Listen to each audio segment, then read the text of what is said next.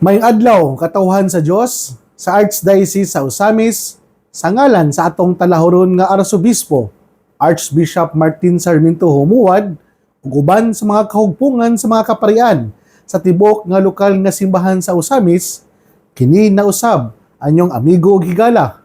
Father MJ Samonte maghahatod og pamalandong niyo karong adlaw karon nga Huwebes sulod sa ikakawag-unom nga semana sa ordinaryong panahon, Oktubre 3, 2024. Ang ebanghelyo na atong pamalandungan karon atong pagkakutloon sa ebanghelyo sumala ni San Lucas. Sa dili pa nato basahon ang atong ebanghelyo karon mga igsoon gud ni Kristo, tugutin niyo ako nga imbitaron kamo sugod karong adlaw, Oktubre 3, karon ang una novena uban sa mga apostolado sa Birhen sa Kuta o parokyano gikan sa Concepcion Parish, sa Pangdalaga Parish, Balyangaw Parish, o ginubanan sa mga Ozamis City government officials and employees, Park and Go Bakery, Gonzales and Jewelry and Pawn Shop, Couples for Christ or CFC,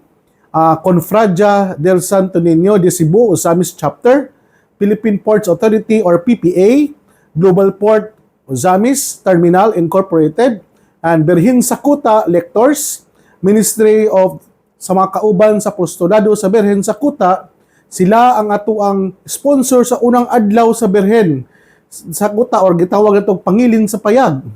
So ang atuang Mass Presider karon na unyang hapon na pagasaulugon ang Santos Kamisa, kini panguluhan sa atuang amigo higala na si Reverend Father Edgardo Ponce, Cura Paroko sa Balyangaw, sa Our Lady of Carmel. So, giimbitaran nako ang ato ang mga igsuon na gikan sa Lanao, gikan sa Pagadian, gikan diya sa Iligan, gikan pa sa Dipulog, o gikan pa ganit mo sa Bukidnon, Davao, o asa man mo karon nga nakapaminaw ni ini, anhin na mo nakamo sa Osamis City, buduyog ambit kita sa ato ang novena misa sa Pangilin sa Payag na ipanungod nato sa atong mahal na Birhen sa Kuta.